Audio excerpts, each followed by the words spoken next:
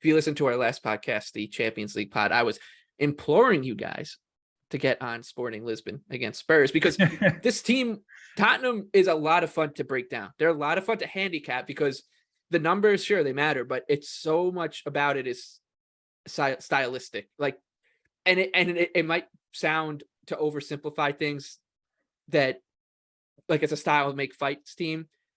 But if a team is going to sit back and they're not going to, or they profile that way, Tottenham's just, they're vulnerable, even as a big favorite. Unless they're not that type of team. Like they might look like one because of their statistics right now. They don't generate anything. But that's not what they are all about under Brendan Rodgers. They don't have really the personnel to do it. Let's read off some of those numbers. 16th in non-penalty expected goal. Excuse me, 18th in big chances created. Tottenham is second in big chances allowed. Great. Leicester 16th in non-penalty expected goals per 90 created. 18th in shots per 90. 19th in big chances created.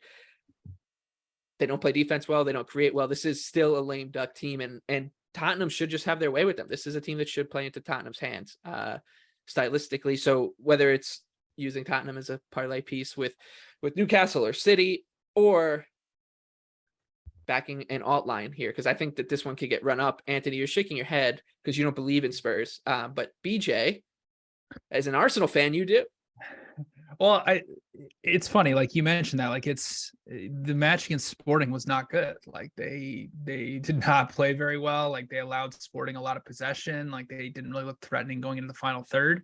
But I think the bigger thing with Tottenham right now, and we are a betting podcast, is what's going on in the market with them. I mean, let's run through it. I mean, against West Ham, they opened at -110. They closed at +115. Against Fulham, they opened at -275. They closed at -200. Against Marseille, they opened at -215, closed at -200. And then against Sporting, they opened at -120, and they close at +120. Like you mentioned, Michael, I think it maybe has something to do with stylistically, but this one does not make much sense to me, them being only -200 at home against Leicester. I mean, these two teams just played on May 1st at White Hart Lane, and Tottenham closed as a -250 favorite in that match. So how on earth can we sit here today and say either Tottenham's gotten way, way worse since that May 1st date, or Leicester's gotten way, way better? And neither of those are true. So why is Tottenham sitting at -200 right now? I mean, you could say that, Leicester might have a rest advantage. I don't really buy that. I don't think the market really bakes that in too much.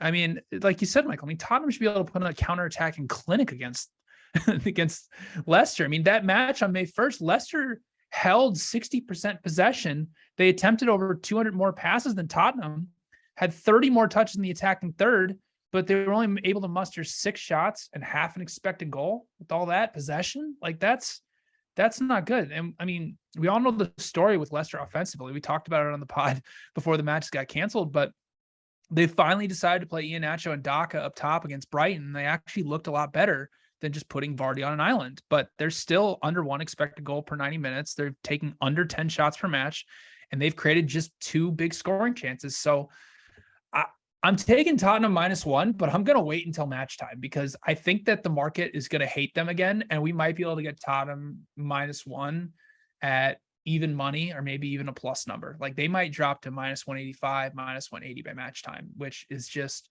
way, way too low for Tottenham, even if stylistically they haven't looked good. Like just purely on a numbers play, there's a lot of value on Tottenham playing against this lame duck Leicester team.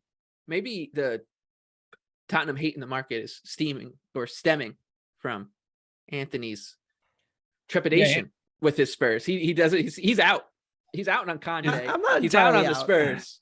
I'm not entirely out. I think that I respect the market. I respect closing line value, and I think that Spurs are a little overvalued. Generally speaking, these openers have been pretty high on them. I think the sentiment and narrative surrounding this Tottenham team is that they are as good as they were in the second half of the season under Antonio Conte.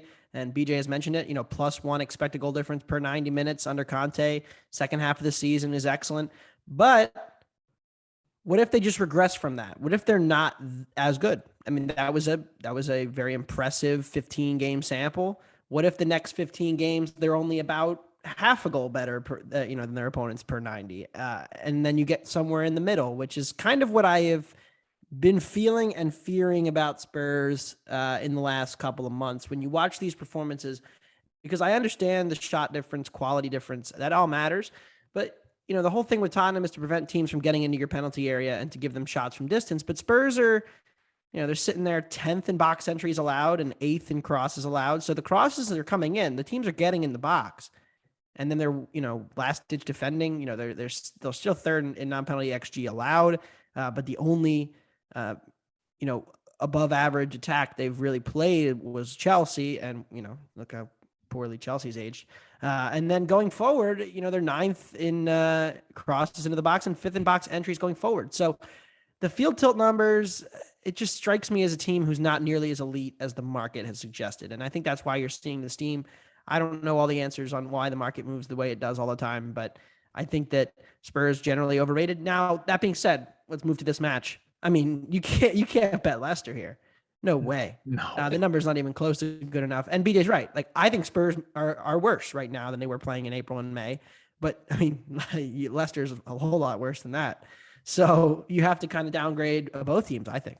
And it gets you right around to the number. Now, I actually lean to the under, but I am a little bit concerned about Iheanacho and Daka being in the team because I do think that makes them better in attack. I will be waiting until a little bit closer to game time before I'm betting this match. I want to see if Rodgers' decision to bench Vardy was truly a benching of Vardy, or was it this was our third game in a week? Because remember, they played midweek that week.